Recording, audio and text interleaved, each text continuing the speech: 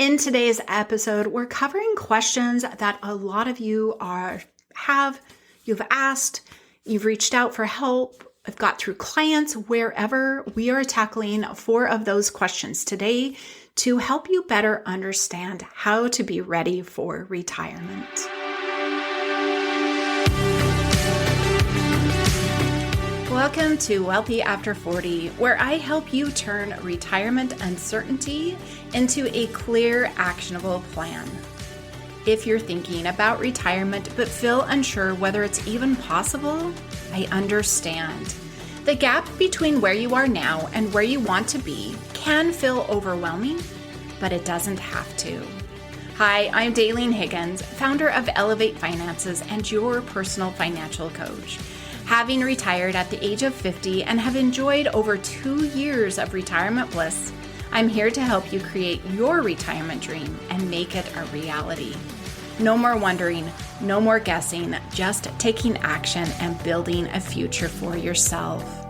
Join me each week as I guide you through essential topics such as budgeting, cash flow, lifestyle planning, debt and savings, insurance, Medicare, and Social Security. Together, we'll build a strategy to help you achieve the retirement you've always desired. It's time to shift from uncertain to unstoppable and make your retirement dreams a reality. Today's episode is Q&A, answering all of your questions. I plan on making these types of episodes a regular every 3 to 4 months. So if you have a question, use the link in the show notes.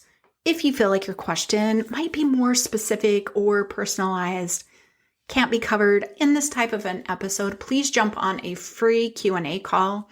Let's answer that question for you and also what it would look like to work together. All right, so diving into the questions for this episode. The first one is one that is very commonly asked. I'm sure you've asked it, you've heard somebody ask it. It's, how much money do I need to retire? This question comes with a lot of different answers. And I'm going to vaguely give what financial planners do. I think it's great and fine, kind of alleviates, but it gives you no control on manipulating that number. So typically a financial planner will say you need 70 to 80% of your current expenses, of your current income. I think they use a couple of both of those in calculating that. So if you take your annual, you times it by 70 or times it by 80, this is how much you need every year. Times that by 25, that gives you your FI number.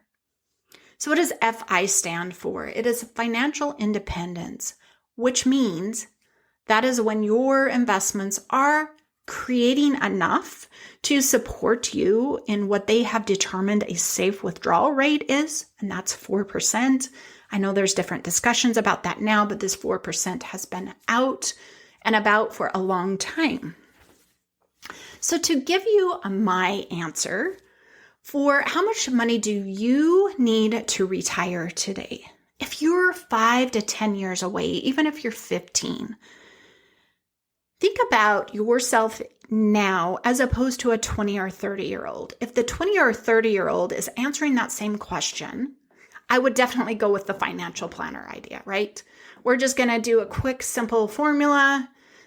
And, that would depend on if they have all of those, assets and things, supporting family, whatever it might be. But that's where it gets kind of sticky, right? Because the closer we are to retirement, the better we understand our spending and our expenses, or I hope you do. Once you are able to understand what it takes to run your household, times that as an annual expense, and then times that by 25, that gives you your number. Now, if you've not done any work on your expense, your spending, your expenses, that gives you a lever to press. How can I work with that? How can I move that? Do I need to be spending on all of these things? But also the other consideration is you're closer to retirement. You know what your health is like. You know what your desires are going to be in retirement, a little more specific. And then understanding how those are going to impact your budget, that becomes an annual expense. We need to factor those in. Why should I send you to retirement with just what you're spending now if you really want to go travel abroad for, 3-6 months, if you have something that it just becomes the idea you've got to really get into what our expenses are. Am I going to have? So being able to, number one, understand your expenses, what it takes to run your household today. What new expenses will you have in retirement? Creating that into an annual income. So how do you do that? Well, you figure out your monthly expenses, times it by 12, and then to get your FI number, we're going to times it by 25. So that gives you a starting point. In next week's episode, I'm going to dive into more specifics about all of the levers to pull, all of the things that you have control in manipulating instead of just looking at this really huge savings amount and you're nowhere close, right? Well, how am I supposed to close that gap? That's exactly what I do in my VIP session. As we start outlining what you've got going on and how to close that gap. So that gives you the power. So while a financial planner is not wrong, I just think there is a more dialed in way to give you a number and then help you manipulate that. Not about just going out and making more money, not about just saving more money into your retirement accounts. We can be a little bit more specific on doing these 3 things, plan these 3 things for retirement, and it helps us close the gap. It gives us power. It gives us a lot more control. All right, next question. How do I pay off debt and save for retirement? Also asked, should I pay off debt before saving for retirement? Okay, so that second question, should I pay off debt before saving for retirement? I'm going to give you a hard no.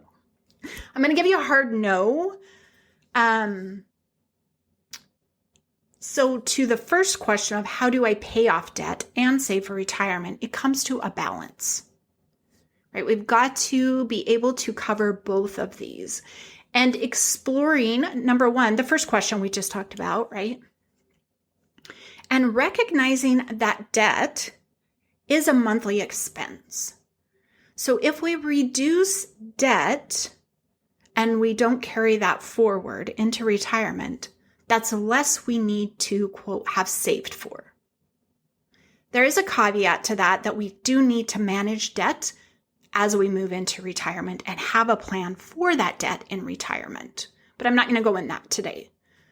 So recognizing that getting rid of debt, paying off debt, decreases our monthly expenses, therefore decreases that FI number. Now, saving for retirement, markets typically return on average, right?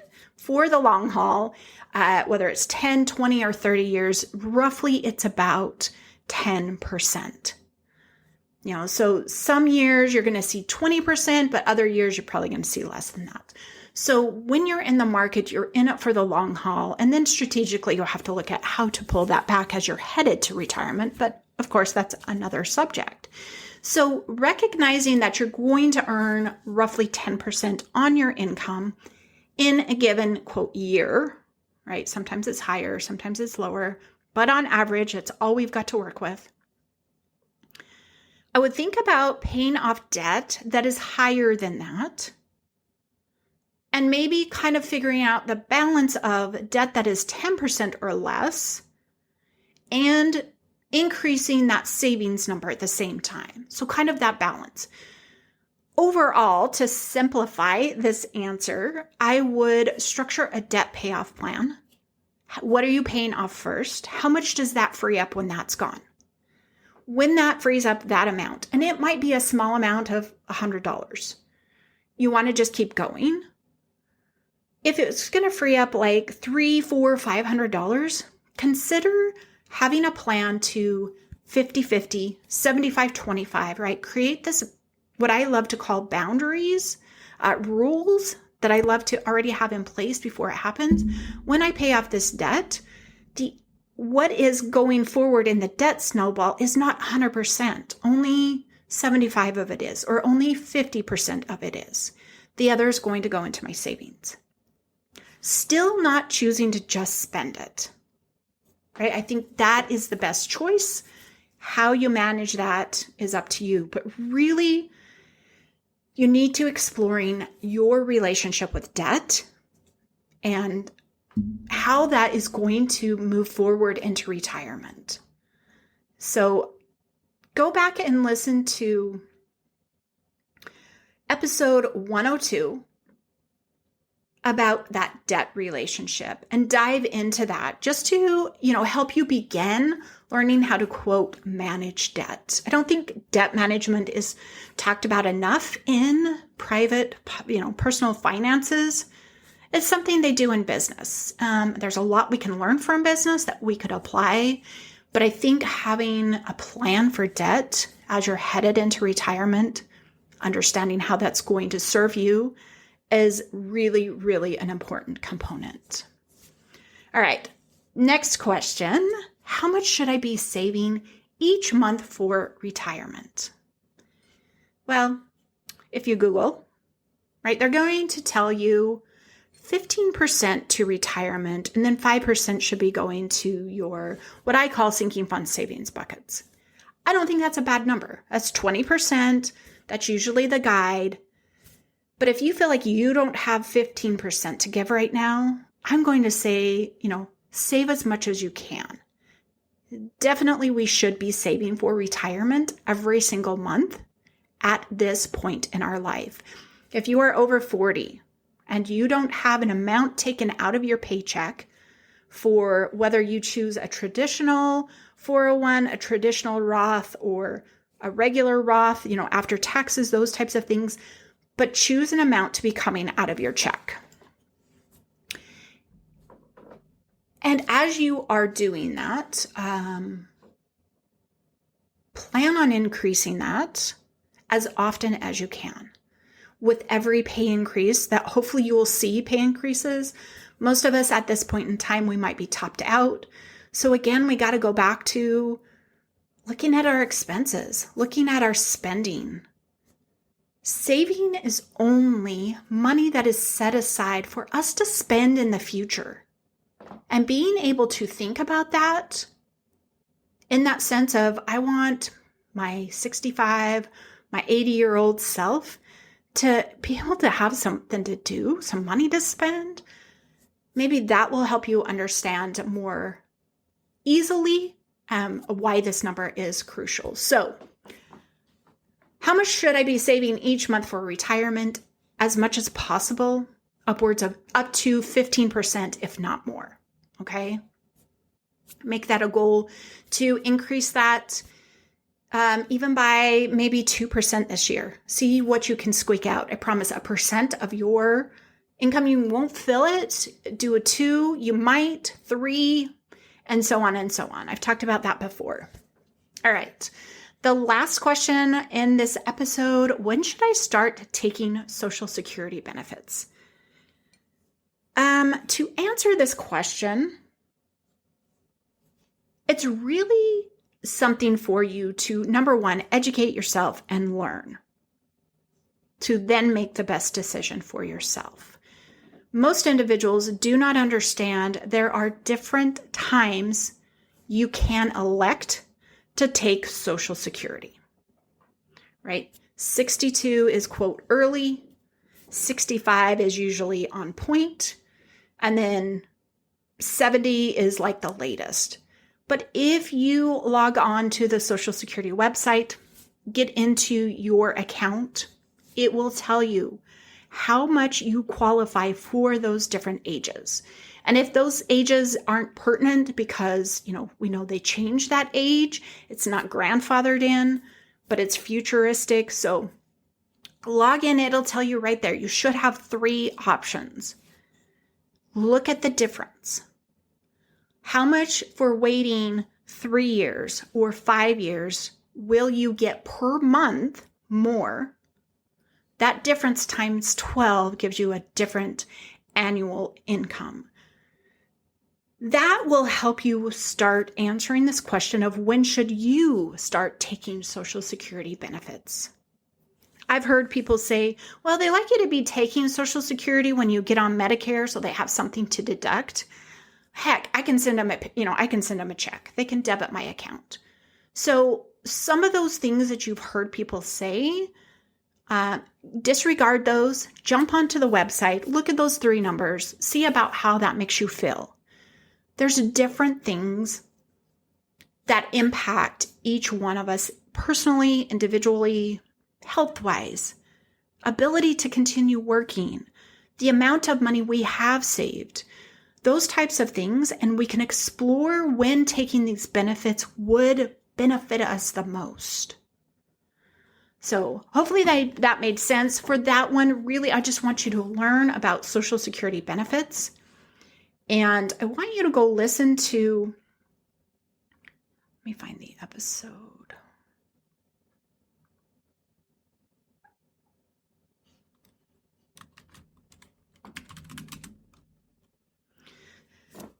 I want you to go listen to episode 83 with my guest, Christopher Hensley. He is an expert for Social Security. Go listen to the discussion we have. I ask a lot of the questions I know people have been asking, considering all of those things. Add that in part of your knowledge wheelhouse of when you should start taking Social Security benefits. So, all right, we've covered some deep questions today. If you want help with a different question, more specific, and not have to wait for the next episode to jump out, please schedule that free Q&A call. Also, anytime you have a question, that link for those questions is always there. Drop it in there. I will put them in the next episode. We're airing in April for this episode. The next one will come out probably midsummer. So please, please, please drop your questions. And if you have found a benefit from this podcast, please take a moment to leave a review on your favorite podcast player. This will help everyone be able to find us that are, over 40, trying to figure this out and covering all of those things that are concerning us about making it to retirement. Thank you for listening. I'll see you next week. Thanks for listening. Each week, my goal is to help you get one step closer to retirement so you can be excited for that big day instead of stressed and just hoping it will work out. If today's episode got you thinking about your retirement planning and wondering if you're on the right track, let's connect. Schedule a free Q&A call to discuss your retirement needs and how I can support you in creating a retirement that's possible. Or if you know you're ready, schedule your Retirement Ready VIP session to dive deeper into your retirement goals and design the life you want. Complete with a personalized roadmap, you'll be on your way to a dream retirement. Don't wait to take action. You deserve the retirement you dream about. Be sure to take that first step today. And if not, be sure to tune in next week for the episode to learn more and move yourself to a retirement that's possible.